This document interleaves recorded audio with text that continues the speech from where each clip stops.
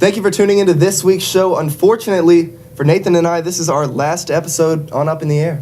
I know how time flies. It seems like just yesterday I just joined you guys. And Hunter, you've been around even longer than I have. Yeah, it seems like I've been on this show for about 5 years now. That's not the case, but we actually have some fun stuff going on for this week's episode. So we went back into the vaults and we found the very first episode for Nathan on this show. So I believe we have that footage queued up. Can we, let's play that right now. We'd now like to introduce a new member of our team. Nathan Flinchbaugh is standing by at the climate wall. Nathan, welcome to the show. Thanks, guys. Glad to be part of the Up in the Air team this year. Taking a look at what we can expect as far as climate is concerned, September 24th, our normal high this time of year is 69. We've just dropped out of the 70s into the 60s, so you can tell fall is coming here in State College. Our average low is 49, and our mean is 59. These numbers are losing about a degree every 2 days, so it's definitely that time of year. Wow, I can't believe that was 7 months ago. I haven't aged a bit. I look good. Nathan still looks like a young buck over there. And I still feel like one, too. And it's good to see that the overall production quality of the show has increased as well. No more felt hanging down over the camera during the Climate Outlook. That's right. Yeah, but we'll go ahead. We'll get back to regularly scheduled programming for the show. Here's Update in the Air.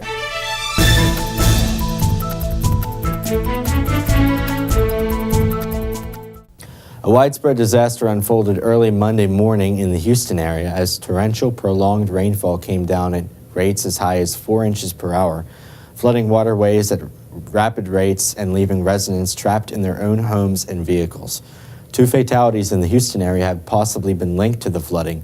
Crews monitoring high water on a Houston freeway service road saw a man in an 18-wheeler truck drive directly into the water. Harris County Precinct Sergeant Herbert Martinez said it's possible the driver may have suffered some kind of medical emergency in addition. Officials were also trying to determine if the storm was responsible for the death of a contractor working for the city's airport system whose body was found in a submerged vehicle. Citizens rescued a truck driver, Ron Bumpus, from his rig after he drove into floodwaters near Brookshire, Texas. Rainfall rates of 10 to 20 inches have been measured in southeast Texas to the northwest of Houston as of 6:30 a.m. Monday, according to the Harris County Flood Control District. In some places, rainfall rates of 3 to 4 inches were reported. Authorities said there were at least 650 residential calls for help Monday morning as the floodwaters rose. April 27th of this year will mark the 5-year anniversary of the 2011 super tornado outbreak, during which 317 people were killed on the 27th alone. This devastating tornado outbreak included the notorious Tuscaloosa tornado, which killed 44 people in the city of Tuscaloosa and continued to cause 20 additional deaths in the city of Birmingham. The damage from the Tuscaloosa tornado was assessed by the National Weather Service and given a final rating of EF4, with maximum sustained winds estimated at 190 miles per hour. The tornado caused damage along a path that measured 80.7 miles long after originally touching down in a rural part of Greene County in western Alabama. The damage path reached a maximum width of 1.5 miles, and on this day alone, 238 people died in the state of Alabama. The temperature and conditions outside have a direct effect on how you feel physically and mentally, according to a growing body of research. If you notice a change in your overall mental or physical function with the fluctuation of the forecast, you're certainly not imagining it. According to Natalie Dotovic, an environmental scholar at the National Sleep Foundation, the ideal temperature for sleep is approximately 60 to 68 degrees Fahrenheit. That's because when your body temperature cools down, it preps your brain for sleep. Inversely and unsurprisingly, hotter, humid climates can disrupt your ability to get a sound snooze.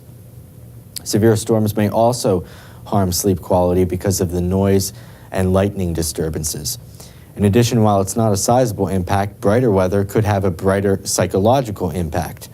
A University of Michigan study found that people who spend at least a half an hour outdoors in pleasant weather, think spending the first warm spring day in the park, saw happier moods.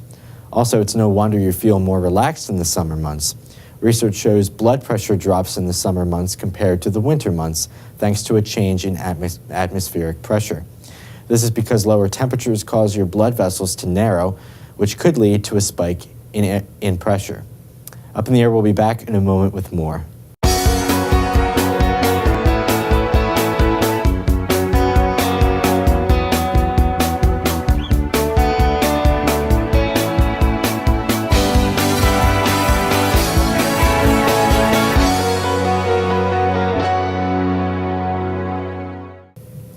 Welcome back to the show.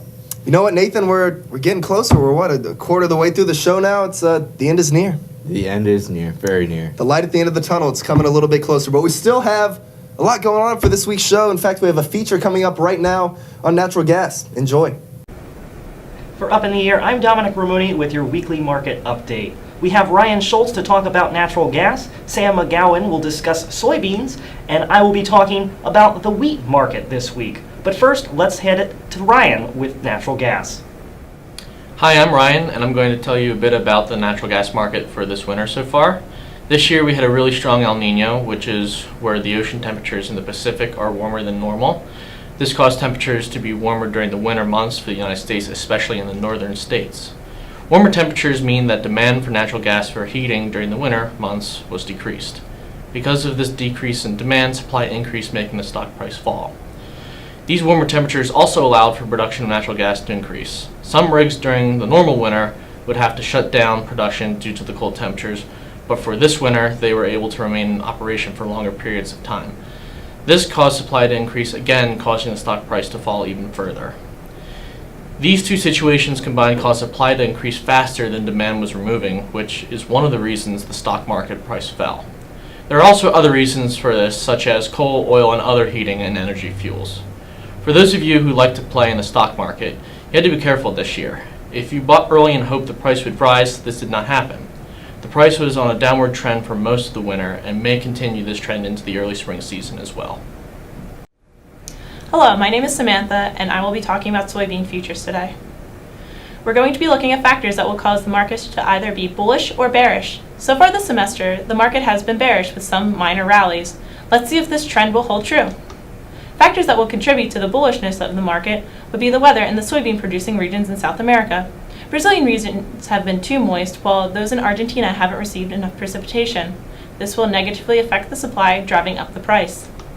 China is expected to increase soybean consumption after their new year. This increase in demand will drive the market in a bullish direction. Shipping problems occurred last week in South America due to inclement weather that contributed to a minor rally, but the issue has since been resolved and is no longer a problem. The bearish factor that will contribute to the bearish market we have seen all semester is the USDA's export report speculation of Brazilian soybean production and a strong US dollar. This will drive the price to drop further. I believe that the USDA's report will overshadow all the bullish contributions and the market will remain bearish in the foreseeable future. Wheat futures have hit a 6-year low with prices falling below $4.50 a bushel on the Chicago Mercantile Exchange. This is the first time prices have dropped so low since 2010. While in the latest WASDE report this month, global wheat supplies have been raised 2.1 million tons due to increased beginning stock and production, worldwide consumption is down 4.7 million tons. This is primarily due to a reduction from China in favor of other grain commodities such as corn and soybean. Weather has also been a non-factor, with El Nino bringing generally warm conditions to the wheat-producing regions of the United States. U.S. exports of wheat are also lower this month by 25 million tons, down to a total of 775 million tons. This decrease appears to be driven by increased global competition, in particular from Canada, America's hat, with the U.S. exporting the lowest amount of wheat since 1972. This is coupled with U.S. supply being at the highest level since 2010. Signs of life for the market are coming from the Middle East, where countries like Jordan and Saudi Arabia have been buying up large contracts. This is in addition to Egypt, the world's largest importer of wheat, which last week made its largest purchase in almost a year. This has done little, however, to stop the downward trend in prices. Amidst large global supply, shrinking consumption, and near record levels of production worldwide, the market can be expected to remain bearish for the time to come. From all of us here at Up in the Air, I'm Ryan. I'm Dominic. I'm Sam. Thank you for watching.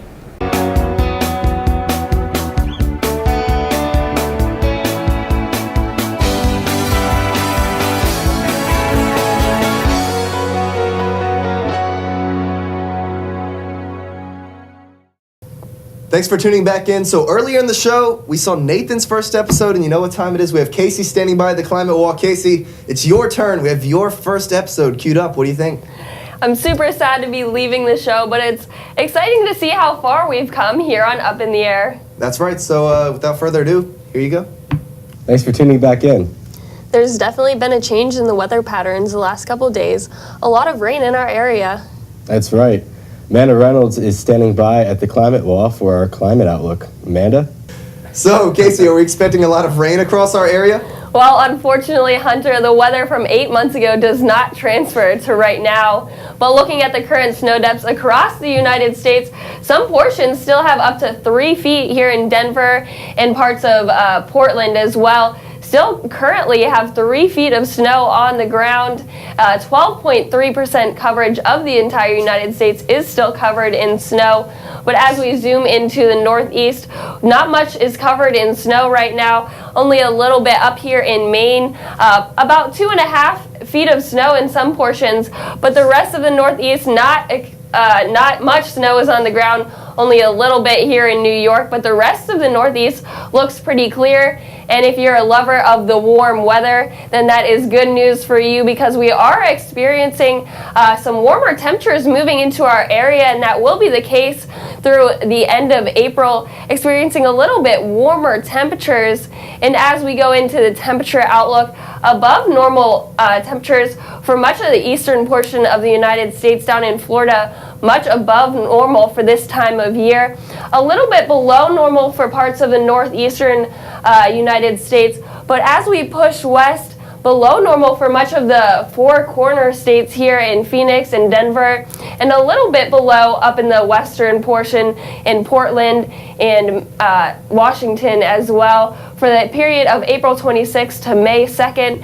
And looking at our precipitation outlook, a little bit slightly below normal for parts of the northeastern United States, but the rest of the United States is looking much above normal, even here in the Four Corner states as well, very well above normal for this time of year. The rest of the United States is getting a little bit more precipitation than what is average, and looking at the drought monitor, that is good news because this drought has been spreading into more of the United States, into the central part, even into the panhandle of Texas and Oklahoma as well. So that precipitation will be good news for them as they are experiencing a mild drought in some areas of the United States.